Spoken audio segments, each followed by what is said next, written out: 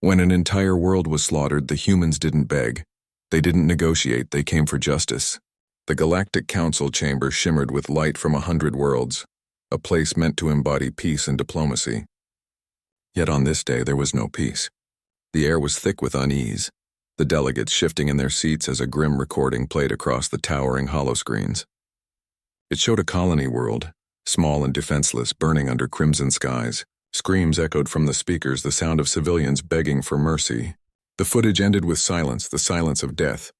An entire world had been erased. The Korath had struck again. Everyone in the chamber knew what that meant. The Korath were not conquerors who sought territory. They were exterminators. They arrived without warning and they killed without hesitation. They didn't invade, they cleansed. It was a cycle the galaxy had seen countless times. And now they had done it again. For long minutes, no one spoke. Delegates from ancient civilizations whispered among themselves, their faces pale. A member of the Threxian cluster shook his scaled head. They must be reasoned with, he muttered, though his voice trembled as if he didn't believe his own words. Another delegate from the Ventari Union pounded his clawed hands against the desk. We should send emissaries at once. The Korath respect only strength, but if we show unity, perhaps they will listen. At the far end of the chamber, a human sat quietly. Laura Mitchell, the envoy from Earth, leaned forward in her chair, her fingers laced together. She had watched the recording more times than she cared to count. She had seen the children running, the soldiers executed, the civilians burned alive. Humanity had its own history of violence, but this was different. This was not war. This was slaughter. And as she listened to the other delegates speak of treaties and compromises, she felt a cold anger building inside her. Jason Carter, captain of Earth's fleet, stood at her side. His eyes were sharp, his expression hard. He too had seen enough of humanity's past to know the truth. There are enemies you can talk to, and there are enemies who understand only force. The Korath had made themselves clear. They had chosen murder as their language. The council chamber finally fell quiet as the Korath envoy entered. Towering, armored, his skin patterned in ridges like jagged stone, he carried himself with the confidence of a predator. His voice was deep, rumbling through the chamber with disdain. "This is the fate of all who resist," he declared. "Your colonies are weak. Your people are prey. If you bow to us, perhaps some will live. If you resist, you will be erased." Gasps and whispers rippled through the chamber, but the Korath envoy was not finished. He sneered as he scanned the room. "Do not speak of morality. Do not speak of mercy. Your galaxy thrives on weakness. You speak while others die. You debate while we conquer. Submit, and you may yet survive." The delegates looked down, ashamed, frightened, paralyzed. No one moved to respond. No one except for Laura Mitchell. She stood, her footsteps echoing in the chamber. The Korath envoy turned his gaze toward her, mocking laughter in his eyes. She did not flinch. She looked around the chamber, meeting the eyes of every species present. Then she spoke, her voice calm, clear, and unwavering. "On Earth," she said, "we have a saying. We negotiate with allies. We compromise with rivals. But with murderers, we don't negotiate." She let the words hang in the air, cold and sharp. "You have killed the innocent. You have slaughtered civilians. There is no treaty to be had with you. There will be no compromise. You chose to be monsters, and monsters are not bargained with." The chamber went utterly silent. Some delegates stared at her in horror, others in disbelief. But the Korath envoy laughed, a deep booming sound. "You are a young race," he growled. "You have not yet learned fear." Jason Carter took a step forward, his voice low but steady. "No, we learned fear long ago, and we learned how to fight it." His eyes locked onto the envoys. "If you think humanity will bow to you, you'll soon find out what happens when you push us too far." The envoy sneered once more before turning away, dismissing their words as bravado. Yet in the chamber, a sense of dread spread among the other delegates. They had watched humanity closely since their arrival into galactic affairs. They had seen their wars, their resilience, their refusal to be broken. And now they had heard the promise in Laura Mitchell's voice, a promise not of survival, but of retribution. The Korath thought they were dealing with another frightened species, another weak council willing to trade blood for peace. But humanity was not like the others. Humanity remembered, humanity endured, and when pushed, humanity struck back. That day the galaxy was warned, but most of the council chose not to believe it. They did not yet understand what humanity's words meant. They thought the humans were reckless, arrogant, blinded by pride. Only a few saw the truth in Laura's eyes. The humans weren't making a threat. They were giving a warning. The days after the council meeting were filled with debate. The chambers echoed with arguments and desperate plans. Some species begged for a united stand. Others whispered of surrender, and many tried to convince themselves that the Korath would spare them if they stayed silent. But humanity had already made its decision. The footage of slaughter was etched into their minds, and there was no path backward. In the dim light of her quarters aboard the orbital station, Laura Mitchell replayed the recording again. The screams, the smoke, the children running, it was unbearable, yet she forced herself to watch. She wanted it burned into her memory, so she would never forget why they were here. At her side, Jason Carter stood in silence, arms crossed, eyes fixed on the screen. "They'll keep talking," he muttered. "They'll argue about treaties while the Korath burn another world." Laura turned to him, her expression cold. "Let them talk. We already know what we have to do." But not everyone agreed. In the council chamber the next morning, the debate reached a fever pitch. The Ventari delegate slammed his clawed hands on the table. "You humans are reckless. You risk dragging the galaxy into war." The Threxian representative hissed in agreement, his scaled body quivering.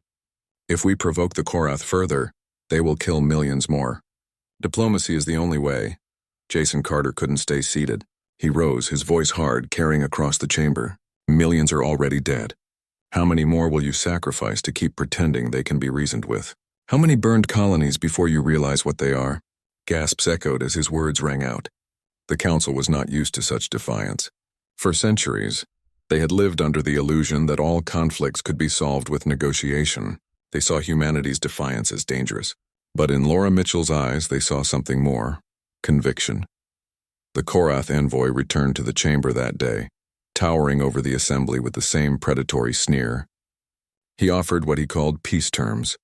His voice dripped with contempt as he laid them out.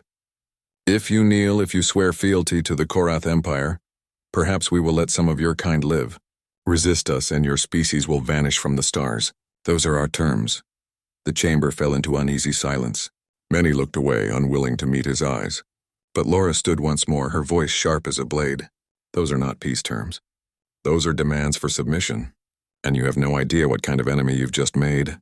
The envoy laughed. "You are young. You are weak. We have crushed empires greater than you before you even built your first starship." Jason Carter's jaw tightened. He stepped forward, his gaze locked on the alien. "Maybe, but none of those empires were human." The Korath's laughter echoed as he left the chamber, dismissing them as nothing more than defiant children. But as the doors closed behind him, Laura turned back to the council, her voice steady. "You think we're reckless. You think we're arrogant. But understand this. On Earth, we learned long ago that some threats cannot be bargained with. Some enemies only stop when you make them stop. The Korath have shown you who they are. If you choose to ignore it, that's on you. But humanity will not sit idle while murderers rule the stars." Some of the council delegates shifted uncomfortably, unable to look at her. Others whispered nervously, uncertain if the humans were visionaries or madmen. But one thing was clear: humanity's course was set. They would not bow. They would not compromise. And as word spread of Earth's defiance, rumors began to ripple through the galaxy. Stories of humanity's past wars, their refusal to break, their sheer will to survive. The older species dismissed it as bravado. The younger ones whispered that maybe, just maybe, the humans were exactly what the galaxy needed. Far beyond the chamber, in the cold reaches of space, Korath war fleets prepared to march again. They thought humanity's defiance was nothing but empty words. They thought Earth was just another fragile world waiting to burn. They were wrong. The Korath left the council chamber certain of their superiority, certain that humanity's words were nothing more than the defiance of a small, untested species. But while the rest of the galaxy hesitated, humanity moved. In Earth's orbit, shipyards that had once built vessels for exploration now thundered with a new purpose. Sparks flew from assembly lines, towering cranes carried armored plates into place, and engines the size of city blocks roared to life. Factories across Earth, Luna, and Mars awakened. Production quotas tripled overnight. Civilian workers volunteered in droves, knowing that every bolt, every rivet, every circuit they built might save a life at the front. Families said goodbye to loved ones with quiet resolve, not knowing if they would return. There was fear, yes, but it was a familiar fear. Humanity had faced annihilation before on their own soil in their own history. They remembered what it meant to fight for survival. Jason Carter stood on the command deck of his flagship, watching the stars as his crew prepared for deployment. He knew the cost of what was coming. War was never clean, never simple, but as he looked at the fresh-faced recruits saluting him, he also knew there was no alternative. "The Korath think we'll break," he said to his first officer, Claire Morgan, a woman whose eyes carried the same cold fire as his own. "We'll show them what breaking looks like when it happens to them." Claire gave a thin smile. They have no idea what they've woken up. On Earth, Laura Mitchell addressed the United Earth Assembly. Her words were broadcast not only across Earth, but across Allied colonies as well. She spoke plainly, without rhetoric or flourish. "The Korath believe we will bow. They believe we will choose survival at any cost, even if that means submission. They are wrong. We are not fighting for land or for pride. We are fighting for our right to exist. And if they think we'll give that up, they've underestimated us all." Her speech sparked something that no one expected. Unity. Old divisions between nations faded overnight. Where once there had been politics and rivalry, there was now a single voice, a single purpose. Earth was no longer a planet of scattered states. It had become a fortress world. In training fields across the solar system, soldiers drilled day and night. Men and women like Daniel Brooks, who had once been a teacher before enlisting, now held rifles and marched into simulators designed to mimic the horrors of space combat. He wrote to his family every evening, telling them not to worry, telling them he would come home. But deep down, he knew the chances were slim. Still, he didn't hesitate. He understood the stakes. If humanity lost, there would be no home to return to. The Council watched all of this with growing alarm. To them, the humans looked reckless, unhinged, dangerously aggressive. But a few quietly admired them. Some whispered that perhaps the humans carried the kind of spirit the galaxy had long forgotten. Most, however, dismissed it as desperation. They believed the Korath would crush humanity quickly, that Earth's resistance was nothing more than a spark against a storm. But the spark was growing, and soon it would ignite. On the far edge of the galaxy, Korath warfleets assembled, their ships bristling with weapons, their generals confident in another swift victory. They had seen countless civilizations crumble before them. They expected Earth to be no different. Yet in the silence of space, in the darkness between the stars, humanity's fleets prepared to move. Their engines flared, their weapons locked, their soldiers readied themselves with grim determination. Humanity was not the strongest race in the galaxy, nor the oldest, nor the most advanced. But they carried something the Korath had never faced before, an unshakable refusal to yield. The galaxy watched, uncertain. Some prayed the humans would succeed. Most expected them to fall. But humanity didn't care about expectations. They weren't fighting for recognition. They weren't fighting for glory. They were fighting because there was no other choice. And soon the stars themselves would burn with the fire of their defiance. The first encounter came sooner than anyone expected. A Korath fleet entered the Delta Serpentis system, their warships blotting out the stars as they descended upon a small human colony. They expected an easy conquest, another world to burn as a message to the rest of the galaxy. But this time, the humans were waiting. Jason Carter stood on the bridge of his flagship, his eyes fixed on the tactical display as red icons filled the screen. His crew moved with sharp precision, voices steady despite the rising tension. "Enemy fleet emerging from hyperspace," an officer called out. 23 vessels, mix of cruisers and carriers. "They're moving straight for the colony." Carter's jaw tightened. "Signal the fleet. All ships, battle formation Delta, no one breaks ranks. Today we show them who we are." Across the system, human warships lit up as their engines roared to life. They were smaller, less advanced than the hulking Korath vessels, but they carried something far more dangerous than technology. They carried resolve, they carried fury, and they carried a refusal to bow. The battle began with a thunderclap. The Korath unleashed a storm of plasma fire, searing blue streaks that carved through the void. Human shields flared under the impact, hulls groaning but holding. Then the humans struck back. Torpedoes streaked across the black, explosions tearing into the armored sides of Korath cruisers. The invaders staggered, stunned at the ferocity of the resistance. Jason Carter barked orders with relentless calm. Flank their carriers. Pin their cruisers against the asteroid belt. Don't give them room to breathe. His flagship surged forward, weaving through fire with brutal efficiency, its guns thundering as they ripped into the enemy's formation.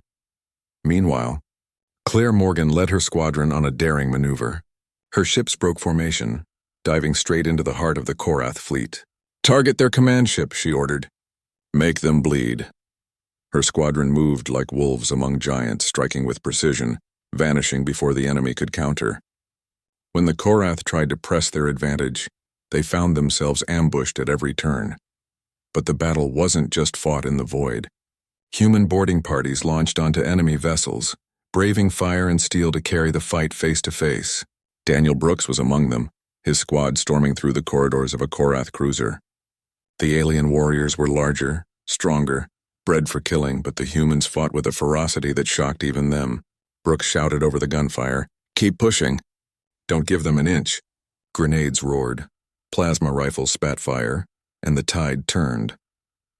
From orbit, the Council watched the battle unfold through live broadcasts, expecting humanity to be crushed in minutes. But as the minutes became hours, the unthinkable happened. The Korath were losing ground. Their formations fractured under relentless pressure. Their soldiers, for the first time in living memory, faltered against an enemy that refused to die.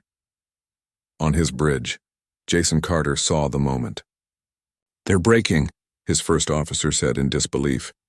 "They're actually breaking."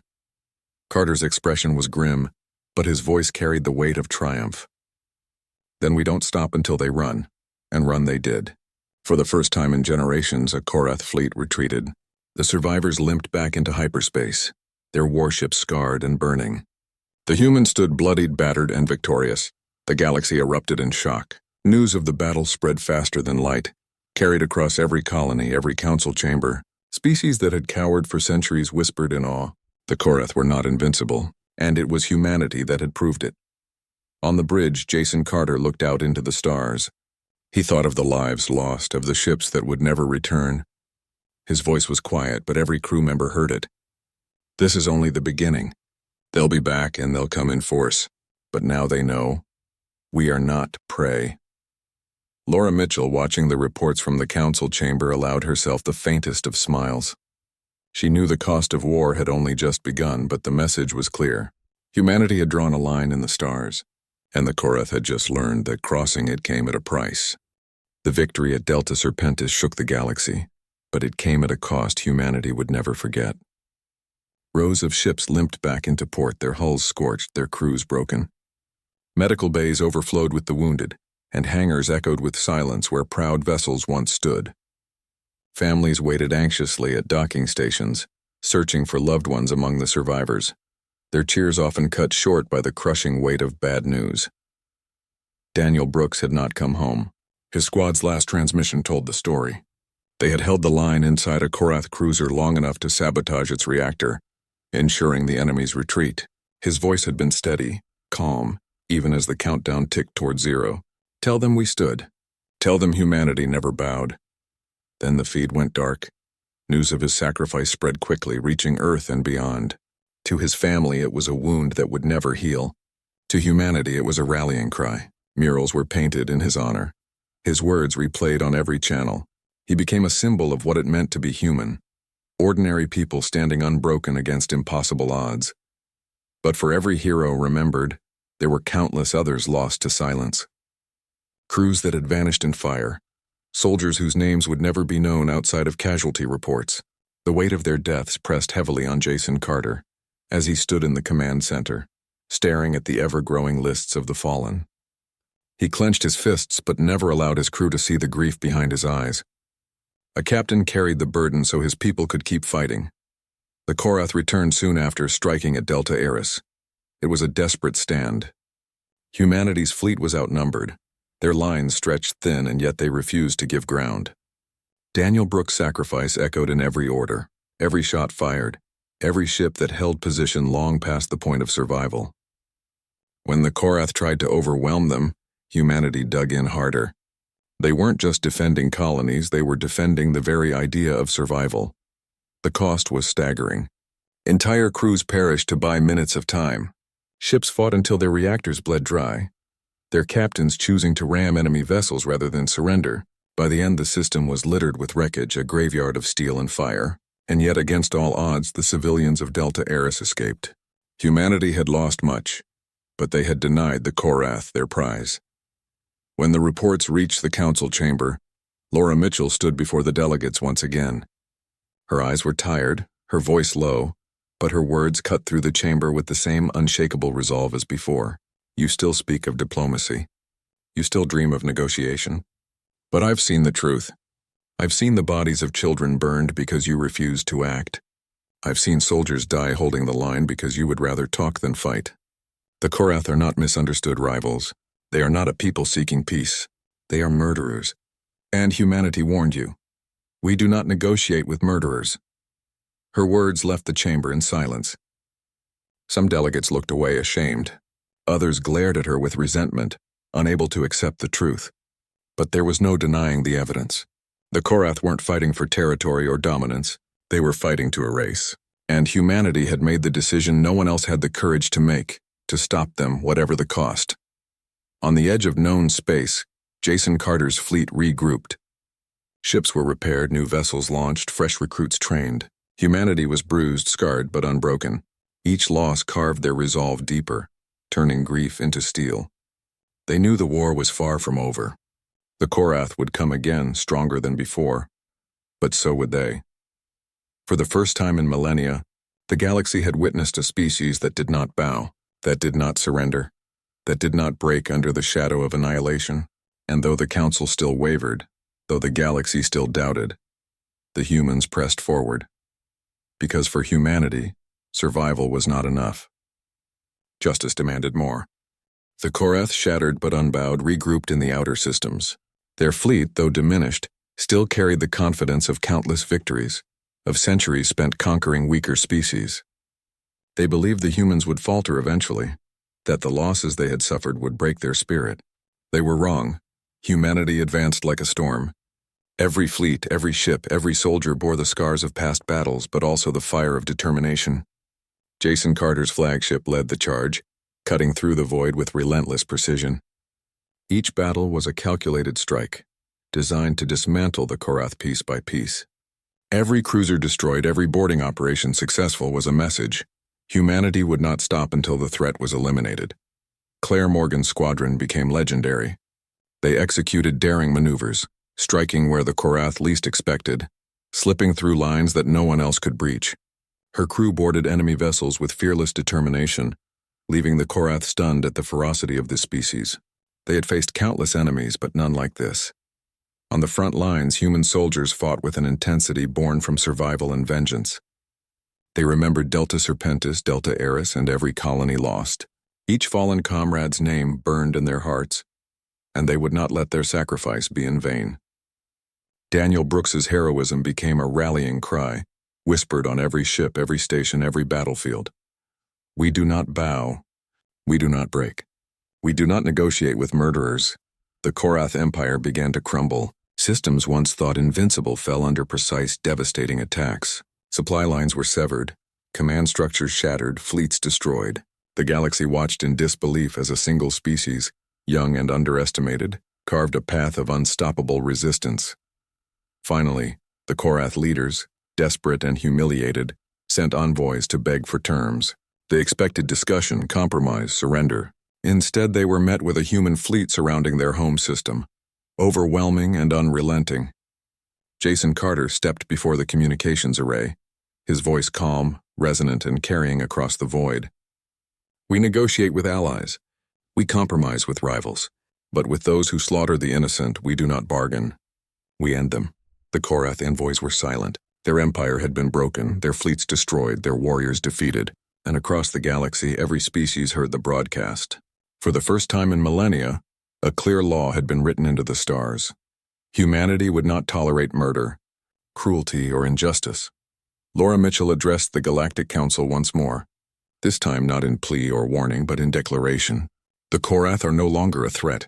Their empire has fallen, because the galaxy allowed murder to go unchallenged for too long.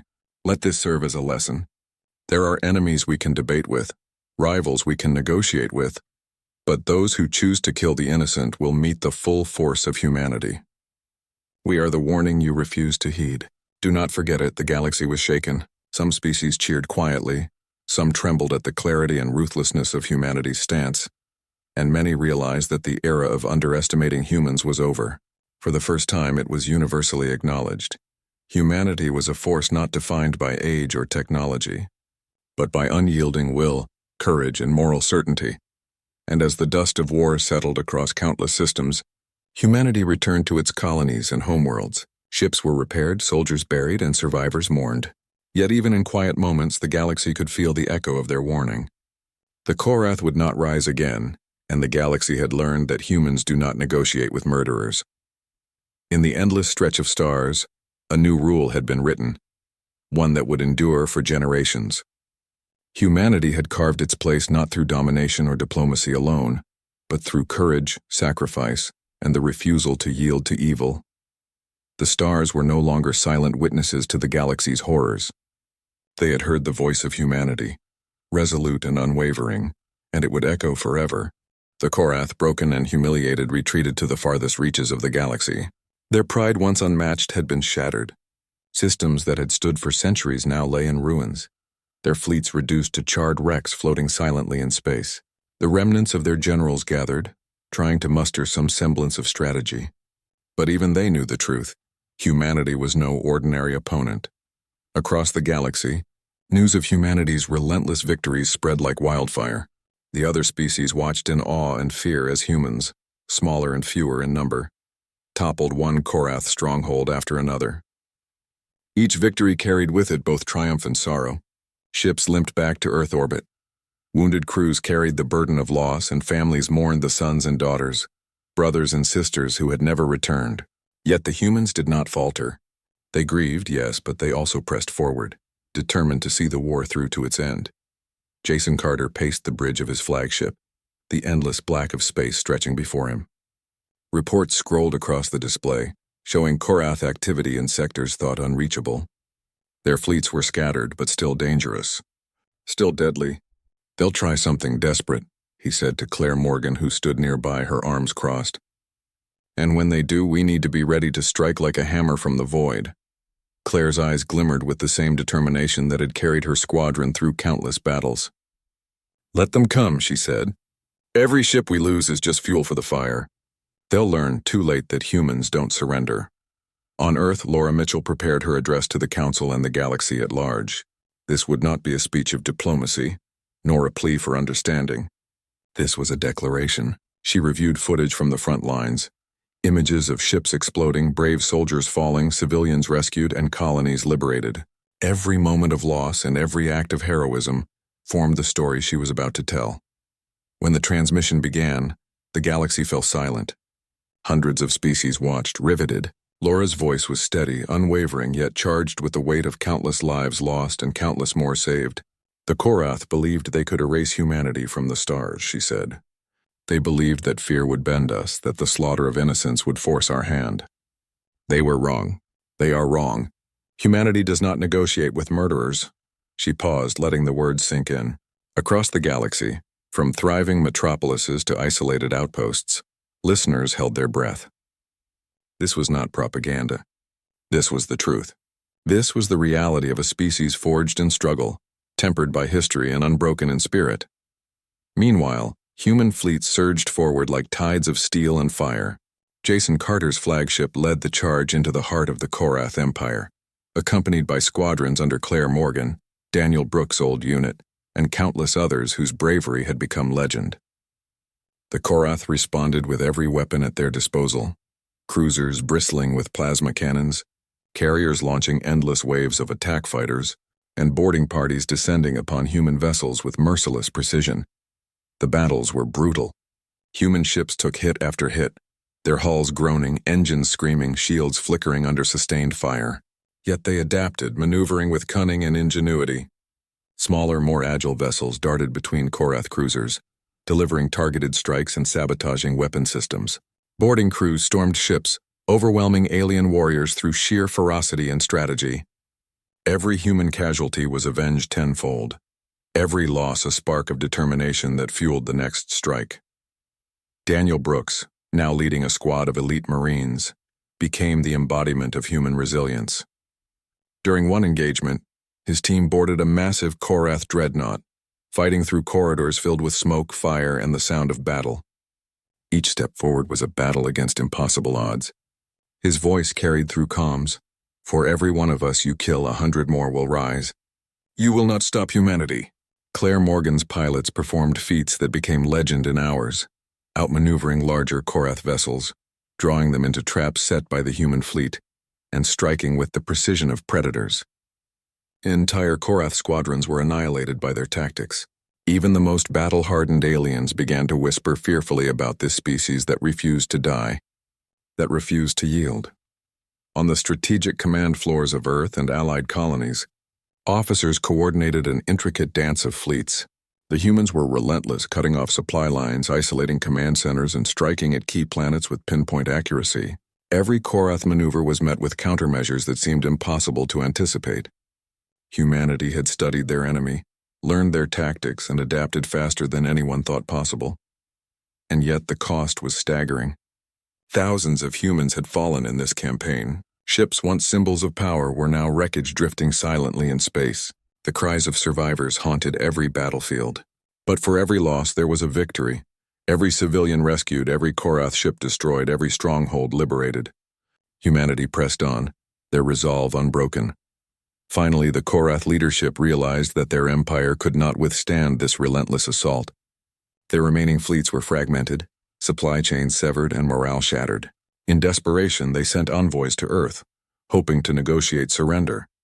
But when they contacted Jason Carter, expecting fear or submission, they were met with an unflinching stare and a simple message: "We do not negotiate with murderers."